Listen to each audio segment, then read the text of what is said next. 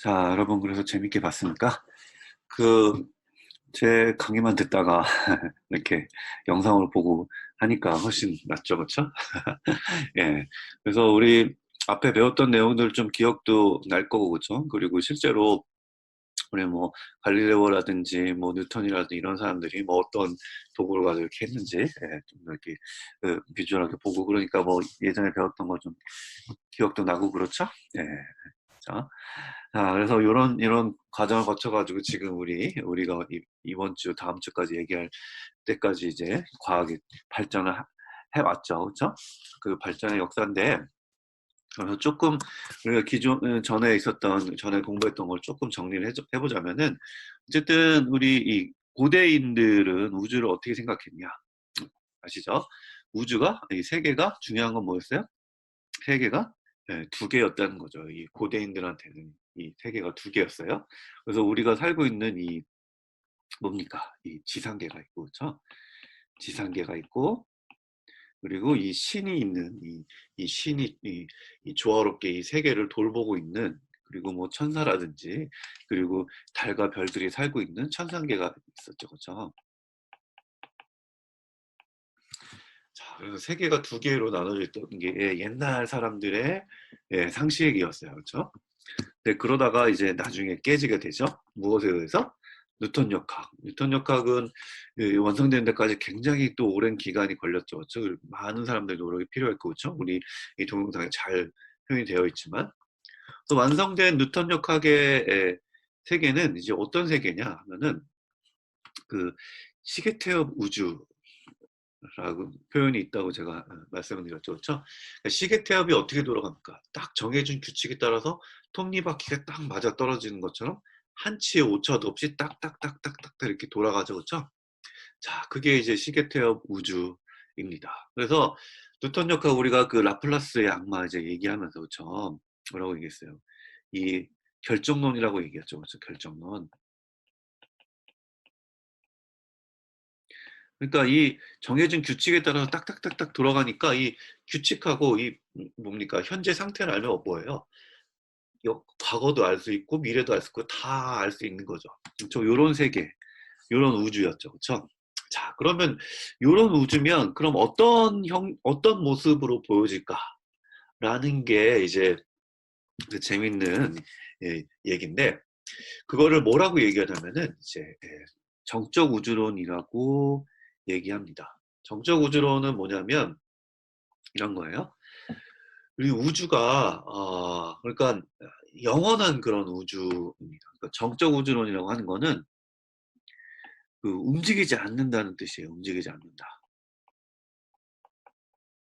움직이지 않는 그런 우주예요. 그러니까 뭡니까? 그 옛날에도 지금 그 모습 그대로 있었고 지금도 이 모습으로 있고 미래에도 지금하고 똑같은 모습으로 있는 그런 우주입니다. 그러니까 어떤 우주겠어요? 영원히 존재하는 그런 우주인 거죠. 그리고 우주는 시작도 없고 끝도 없겠죠, 당연히. 그러니까 영원히 전부터 우주가 존재해왔고 영원한 미래에도 우주가 존재하고 그리고 그 모습도 똑같이 계속 이어진 그런 우주입니다. 그거를 이제 우리가 일컬어서 정적 우주론이라고 얘기해요. 그렇게 얘기하는 거를. 자, 그러면 이제 앞에 그 뉴턴식으로 얘기하자면, 그쵸?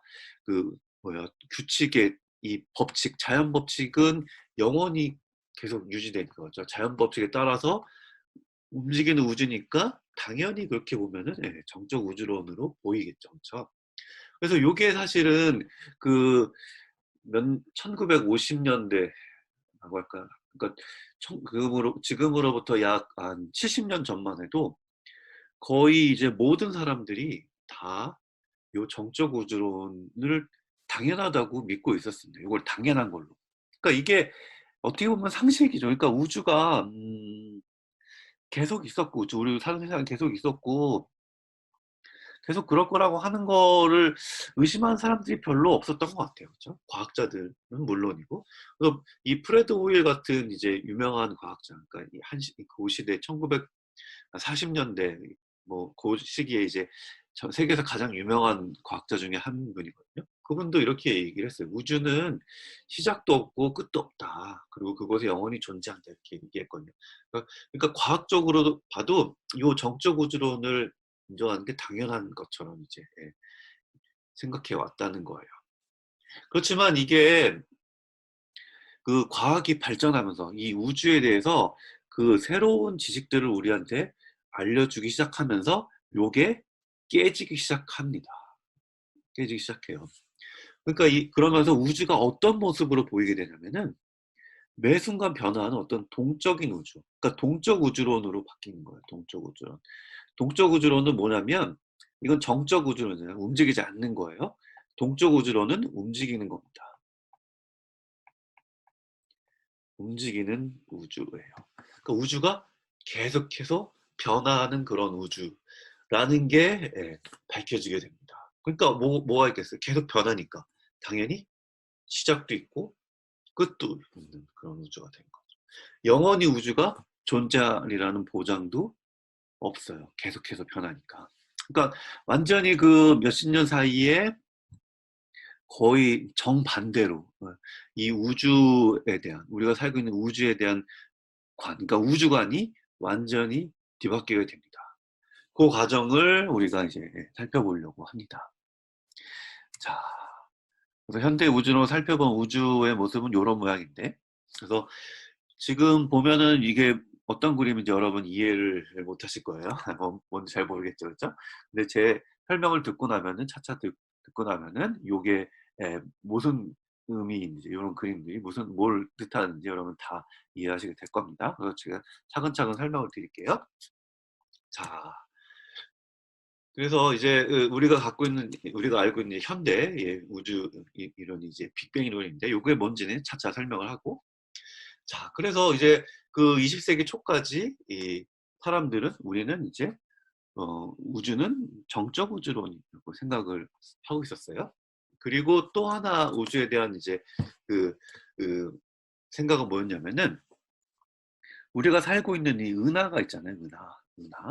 은하라고 하는 거는 이제 별들이 모인 거예요. 별들이 모인 게 은하인데 그 전까지는 우리가 우리 우주가 그러니까 우리 은하가 우리 우주의 전부라고 믿고 있었습니다. 그러니까 우주가 그냥 이렇게 계속 있고 그죠? 그러면서도 뭐예요? 크기도 작다고 생각을 했던 거예요. 그러니까 우리 은하가 말하자면 우리 은하가 이렇게 생겼는데 요 은하가 우주 이 세상의 전부라고 믿고 있었어요. 그러니까 우주도 그만큼 작다고 생각한 거죠. 자, 그리고 그게 당연한 상식처럼 여겨졌는데 왜 그랬냐면은 가장 중요한 요인 중에 하나는 이제 관측 기술이 부족했던 거죠. 그러니까 기술이 부족하니까.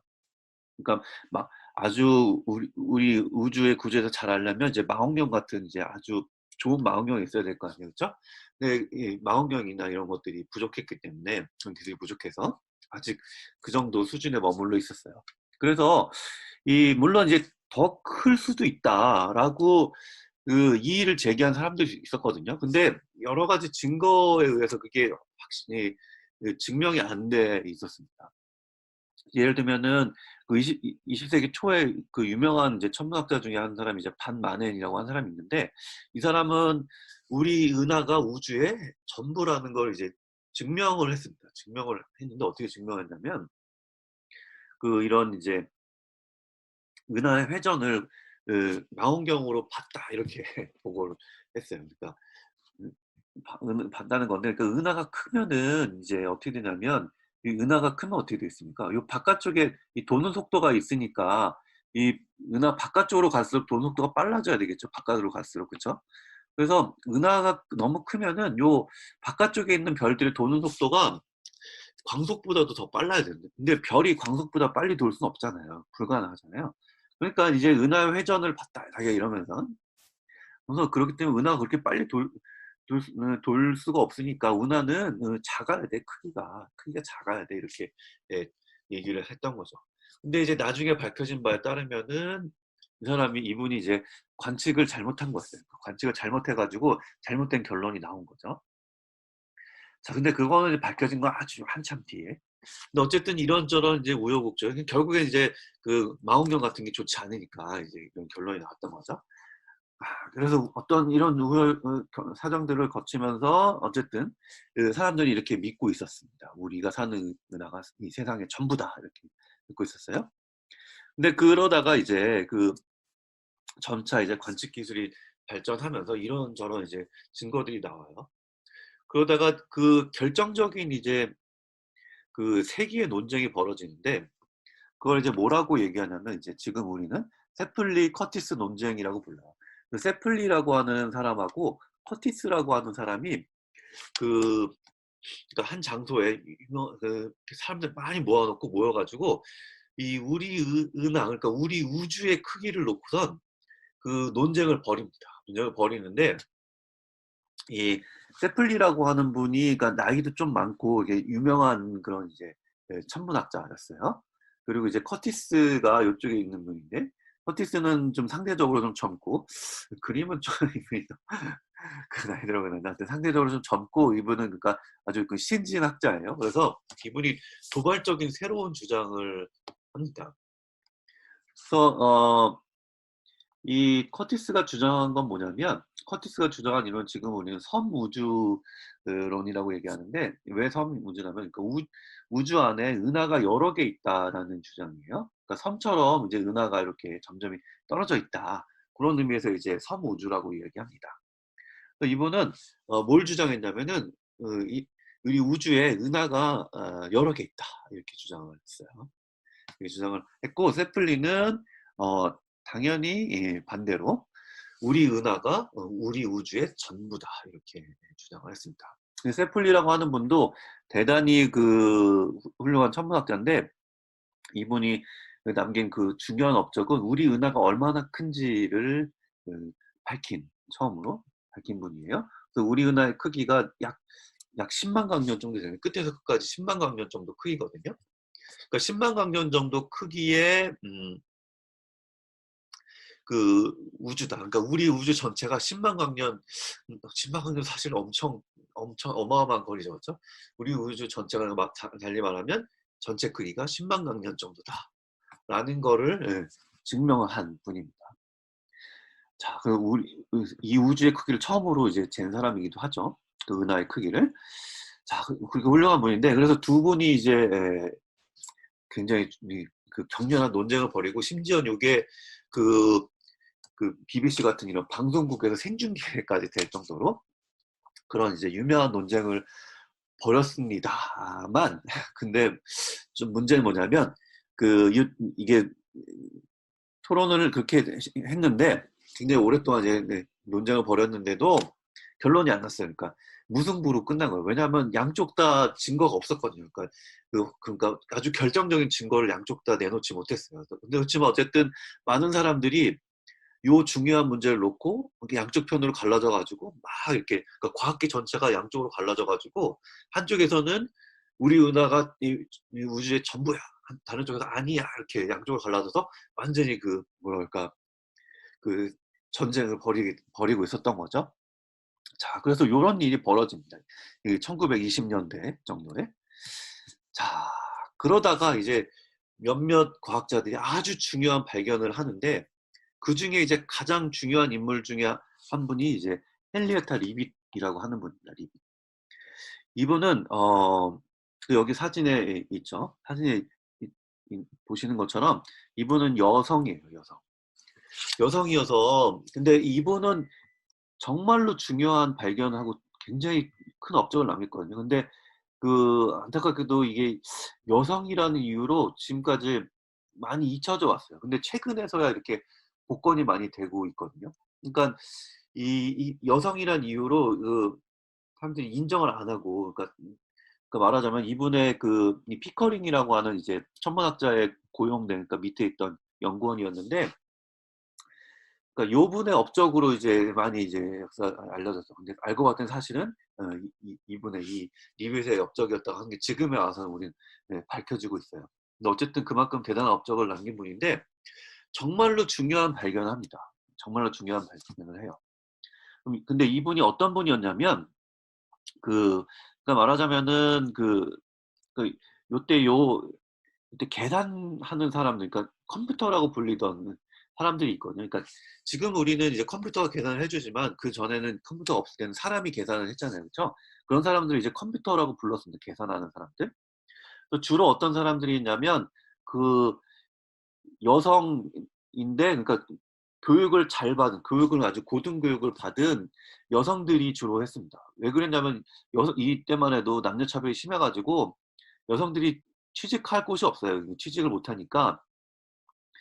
근데 그 사람들 머리는 똑똑하고 이제 이런 과학적인 지식 이런 것들은 많으니까 그런 사람들을 이제 싸게 부려먹기 위해서 이런 일들을 많이 했습니다. 그래서 리빗이 담당한 업무는 뭐냐면 이 천문대에 고용돼 있었거든요. 그러니까 천문대에서 매일 이렇게 하늘을 관측해가지고 사진을 찍을 거 아니에요, 그렇죠? 그럼 그 사진을 보고서는 그 행성들의 위치 이런 것들을 이렇게 계산해가지고 기록하고 정리하고 이런 일들을 담당하고 있었습니다. 리빗이. 근데 그러다가 아주 중요한 발견을 하는데 이제 세페이드 병광성이라고 하는 게 있어요. 뭐 앞에 말은 좀 중요하지 않고 이 병광성이라고 하는 게 중요해요. 병광성이라고 하는 건 뭐냐면 별이 그러니까 밝아졌다, 그러니까 일정한 주기가 있어요. 뭐 30일 주기도 있고 뭐 일주일 주기도 있고 주기가 여러 개 있는데 이 주기가 밝아졌다, 어두워졌다 하는 그런 아주 특이한 별들이 있습니다. 그런 별들을 우리가 병광성이라고 그래요. 병광성이라고 그러는데 세페이드 병광성은 특별한 종류의 병광성이에요. 근데 그 데이터를 분석을 하다가 이분이 굉장히 중요한 거 발견합니다. 뭐냐면 이 병광성의 주기하고 병광성의 밝기가 일정하게 비례한다라는 거를 발견하게 돼요. 그게 지금 우린 리비트의 법칙이라고 부르는 법칙입니다. 그러니까 병광성의 주기하고 밝기가, 그러니까 주기가 짧으면 밝아요. 길면은 이제 어둡고 그렇습니다. 그래서 이게 천문학 전체를 완전히 뒤바꿔 놓게 됩니다. 왜 바꿔 놓게 됐냐면은 그 이유가 중요한데 그 이유를 이렇게 설명을 드려볼게요. 이 중요한 게 천문학에서 아까 그 거리를 재는 게 굉장히 중요해요. 그러니까 별까지 얼마나 멀리 있느냐 이게 중요하거든요. 근데 여러분 생각해 보세요. 저 별이 어떤 크기인지 모르잖아요. 얼마나 큰 별인지 모르죠. 그렇죠? 그런 상태에서 거리를 알 수 있는 방법이 그냥 알면 있을까 없을까요? 그런 방법이 없어요. 왜냐하면 그러니까 별이 밝으면 그러니까 별이 실제로는 어두워도 가까우면 밝게 보이겠죠, 그렇죠? 근데 멀리 있으면 어둡게 보이겠죠, 그렇죠? 멀리 있을수록 작아지고 이쪽으로는 빛이 작아지니까, 그렇죠? 그래서 이런 관계가 있는데 그걸 우리가 실제 밝기가 어떤지 모르잖아요, 그렇죠? 별이 실제 얼마나 큰지도 모르고. 그래서 그걸 뭐 예전에 연주시차라든지 뭐 이런 방법들이 있었는데 그런 방법만 가지고는 별까지 거리를 알아내는 방법이 굉장히 한계가 있었어요. 아주 멀리 있는 별의 거리를 알기가 어려웠거든요. 근데 우리가 그 별의 실제 밝기를 알면은 그 별이 얼마나 멀리 있는지 우리가 알 수가 있어요. 그래서 실제 밝기를 알면 어떻게 되냐면, 자, 설명드려볼게요. 실제 밝기를 알면은, 보세요.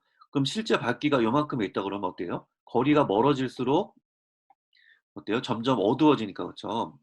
거리가 멀어질수록 어두워져요. 별이 이렇게 작아지니까, 그렇죠? 그럼 실제 밝기를 알면은 이 실제 밝기에 비해서 지금 우리가 눈으로 보는 별의 밝기가 어느 정도냐 하면 뭐예요?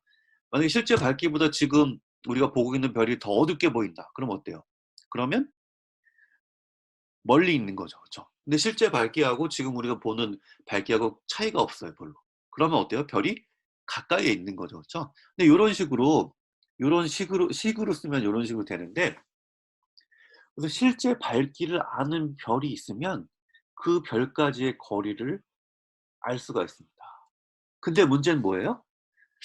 그 전까지 이 리비트가 요 발견을 하기 전까지는 실제 밝기가 어떻게 되는지 몰랐다는 거죠. 근데 실제 밝기를 알려면 거리를 알면 실제 밝기를 알 수 있지만 거리를 모르니까 우리가 알 수가 없는 거죠. 그렇죠? 그래서 실제 밝기를 알 수가 없었는데 실제 밝기는 아는 별이 없었는데 이걸 통해서 이 변광선의 주기를 통해서 뭐예요? 실제 밝기를 알 수 있게 된 거죠. 왜? 이 주기하고 실제 밝기가 비례하니까. 그렇죠? 그렇잖아요. 주기를 알면 실제 밝기를 알 수 있으니까. 그렇죠? 그래서 그걸 이용하면은 멀리 있는 별까지의 거리를 드디어 알아낼 수 있게 된 겁니다. 그래서 우리가 실제 밝기를 아는 별을 뭐라고 부르냐면은 요게 천문학에서 굉장히 중요한 별이에요. 그걸 우리가 뭐라고 부르냐 하면은 표준 촉광이라고 부릅니다. 표준 촉광은 그러니까 실제 밝기를 아는 별이에요. 그래서 그걸 알면은 요 표준 촉광을 우리가 발견하면은 그걸 이용해서 별까지 거리를 알 수 있게 된다. 어떻게? 우리가 눈으로 보이는 지구에서 보이는 별의 밝기하고 실제 밝기하고 비교해 보면은 거리가 얼마나 먼지 정확하게 알 수 있다는 거죠. 그래서 요거를 처음으로 리비트라고 하는 분이 발견해냅니다. 이건 정말로 굉장히 중요한 발견이에요. 우리 우주를 알아내는 데 있어서 노벨상을 당연히 받았어야 되는데, 그렇죠? 하여튼 여성이라는 이유로 다 안타깝게 됐지만 어쨌든 지금이라도 복권이 됐으니까 다행이죠. 그래서 리빗이 요 발견한 덕분에 우리가 진짜로 별까지 거리를 잴 수 있게 됩니다. 그래서 표준 촉광 여러 가지 있는데 세페이드 변광성도 그 중에 하나고, 근데 세페이드 변광성은 좀 왜 그렇게 되는지 우리가 설명하기가 조금 어려워요. 그래서 그 대신에 지금 우리는 천문학에서는 뭐를 가지고 거리를 재냐면 지금 우리가 제일 많이 쓰는 걸 설명드릴게요. 지금 제일 많이 쓰는 표준 촉광은 뭐냐면 초신성이에요. 초신성 중에도 1A형 초신성이라고 하는 초신성입니다. 이거는 어떤 거냐면 초신성은 별이 폭발하는 거예요. 그쵸? 별이 계속 이렇게 태양처럼 이렇게 불타다가 태양 정도 갖고는 안 됩니다. 태양보다 훨씬 더 커야 돼요, 별이. 태양보다 훨씬 더 크면은 어떻게 되냐면 자기 중력에 의해서 이렇게 뭉쳐져 가지고 다시 폭발하는 일이 벌어져요. 그걸 우리가 좀 작은 구면은 신성이라고 그러고 그보다 큰 구면은 초신성이라고 그래요. 그래서 뭐 초신성보다 더 큰 거는 또 뭐 잘 안 쓰긴 한데 뭐 극초신성 뭐 이런 것도 있어요. 하여튼 그렇게 폭발하는 거대한 별을 초신성이라고 그래요. 근데 재밌는 건 초신성도 사실 여러 가지가 있는데 그중에 이제 요 형태의 초신성은 뭐냐면 아주 정확한 크기로, 그러니까 똑같은 크기로 폭발합니다. 그러냐면 왜 그렇게 되냐면 이 별 같은 경우에는 쌍성이에요. 쌍성인데 쌍성 중에 하나가 이렇게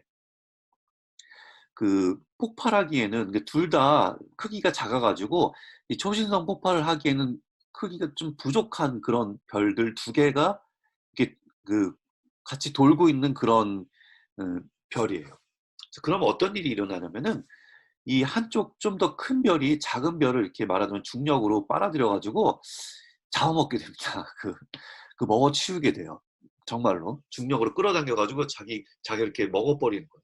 근데 그러다 보면 어떻게 되냐면 무게가 점점 다른 옆에 있는 별을 잡아먹으니까 어떻게 돼요? 얘는 정말 점점 무거워지겠죠. 질량이 커질 거예요. 그렇죠? 그러다가 원래는 폭발할 정도의 질량이 안 됐는데 이걸 자꾸 먹다 보니까 폭발할 정도의 질량이 돼서 딱 폭발하는 별. 그런 걸 1A형 초신성이라고 합니다. 근데 요게 그럼 언제 폭발하느냐 하는 거는 아주 정확하게 우리가 계산할 수 있어요. 어느 정도 질량이 됐을 때 폭발하느냐. 그게 태양의 약 1.4배 그 정도 되거든요. 그러니까 그 정도 됐을 때, 그 정도 질량이 됐을 때 폭발하기 때문에 우리가 어느 정도의 밝기로 폭발하는지 정확하게 알 수가 있습니다. 계산을 해보면.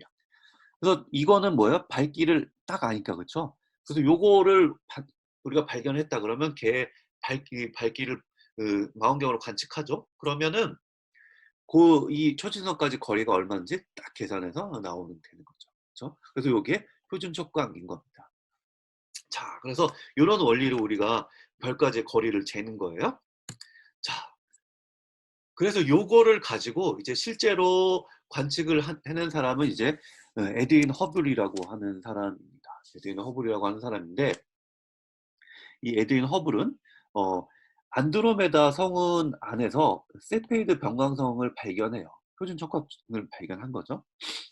그러니까 우리가 그 실제 밝기를 알아냈잖아요. 그러니까 안드로메다 성운 안에 있는 별이니까, 그렇죠? 말하자면 뭐예요? 안드로메다 성운까지의, 그 우리가 살고 있는 이 지구에서 이 안드로메다 성운까지의 거리를 정확히 알 수 있게 된 거죠. 그래서 이걸 가지고 이분이 안드로메다 성운까지 거리를, 예, 잽니다. 거리를 잴 수 있게 돼요. 그렇게 됐더니 실제로 이분은, 근데 사실 허블은 90만 광년으로 계산했거든요.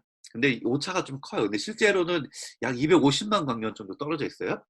250만 광년 떨어져 있는데, 근데 뭐 결론은 같아요. 우리 은하의 크기가 아까 그 세플리가 약 10만 광년 정도라고 그 증명을 했다고 그랬잖아요. 그렇죠? 어쨌든 우리 은하보다 훨씬 더 멀리 있잖아요. 안드로메다 성운이. 그렇죠? 그렇다면 무슨 뜻입니까? 그 말은 즉 우리 은하가 뭐예요? 우리 우주의 전부가 아니라는 거죠. 그러니까 우리 은하는 이 우주의 전부가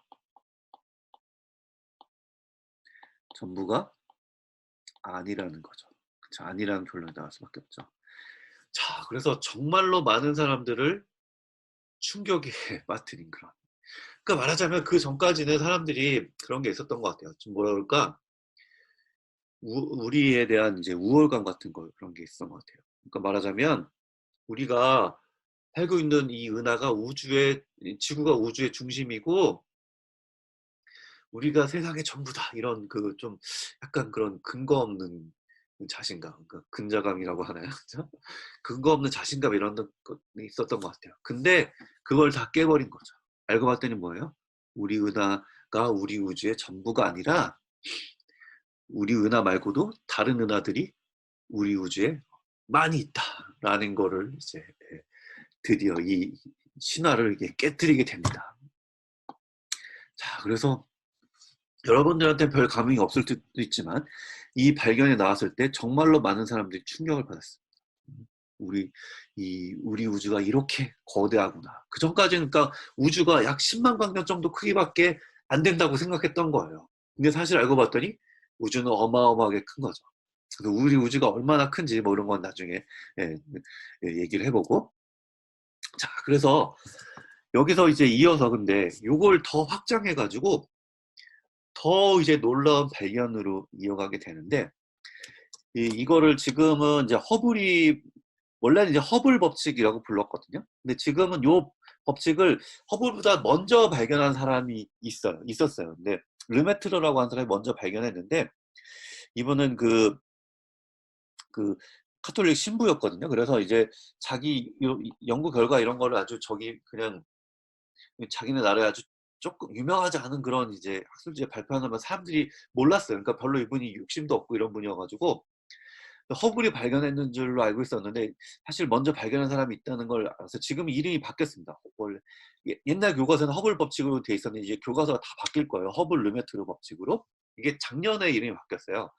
그래서 아마 바뀔 겁니다. 그래서 어쨌든 허블 르메트르 법칙까지 발견하게 돼요. 허블이 뭘 발견했냐면, 이 허블은 거기서 아까 이제 은하까지의 거리를 이제, 쟀잖아요. 그렇죠? 처음으로 안드로메다 은하까지 거리를 쟀죠. 그렇죠? 근데 그거에서 멈추는 게 아니라 이제 안드로메다뿐만 아니라 뭐 다른 은하들, 뭐 여러 가지 뭐 은하들을 가지고 계속 이어서 이제 많이 관측을 한 거예요. 그러고 나서 그것들을 한 군데 이렇게 다 모은 거죠. 그러니까 은하들까지 거리를 쫙 이제 데이터를 쭉 뽑아가지고 한 군데 모아가지고 딱 분석을 해본 거예요.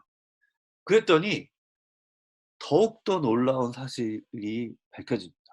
더욱더 놀라운 사실이 밝혀진 게 뭐냐면, 은하의 거리하고 후퇴 속도를 구한 거예요. 그러니까 거리가, 그러니까 지구로부터 멀어지고 있는 속도하고 은하까지의 거리를 잰 겁니다.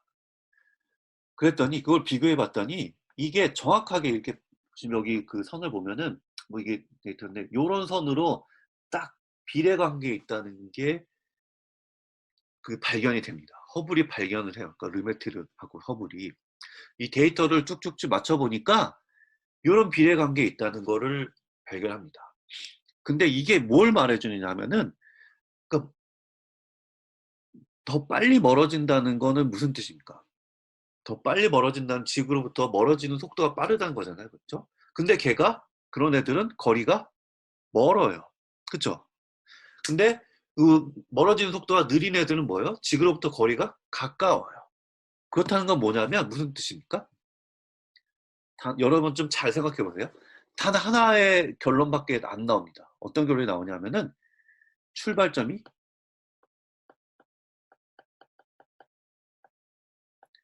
어떻게 됩니까? 출발점이 같다 라는 결론밖에 안 나옵니다. 출발점이 같지 않으면 이런 결과가 나올 수가 없죠. 무슨 얘기인지 알겠어요?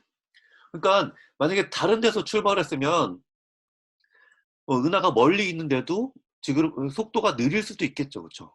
그렇죠? 속도가 느려도 출발점이 다르면은 다른 위치에 있을 수 있잖아요. 그렇죠? 근데 예외 없이 그 속도가 빠른 은하는 뭐냐면 속도가 빠른 은하는 멀리 있어요. 지구로부터. 그리고 속도가 느린 은하는 지구로부터 가까이에 있어요. 그건 하나의 이유로밖에는 설명할 수가 없습니다. 출발점이 같다라는 거. 출발점이 같기 때문에 그렇게 될 수밖에 없는 거죠. 그 뜻은 뭡니까? 우주에 뭐가 있다? 시작이 있다는 사실을 암시를 해주는 겁니다. 그래서 우주가 시작이 있고 그리고 우주가 팽창하고 있다는 결론이 나오는 겁니다. 이게 정말로 놀라운 발견이자 지금 우리가 알고 있는 우주론의 가장 핵심이 되는 뭘까요? 가장 핵심적인 이론인 빅뱅 이론으로 이제 이어지게 돼요. 빅뱅 이론이 이어지게 됩니다. 자, 그래서 빅뱅 이론은 이건 시간상 이제 다음 주에 이제 이어서 설명을 해야 될 것 같아요. 빅뱅 우주론은 빅뱅이라고 하는 우주의 어떤 시작점이 있었다라고 하는 그런 이론입니다. 자, 그래서 시간 관계상 이번 주는 여기까지 얘기하고 빅뱅 이론이 무엇인지는 이제 다음 주에 이어서 이야기해야 될 것 같아요. 하여튼 그 수고 많았고요. 다음 주에 이제 더 이어서 흥미로운 이야기 진행을 해보도록 합시다. 자, 수고했습니다.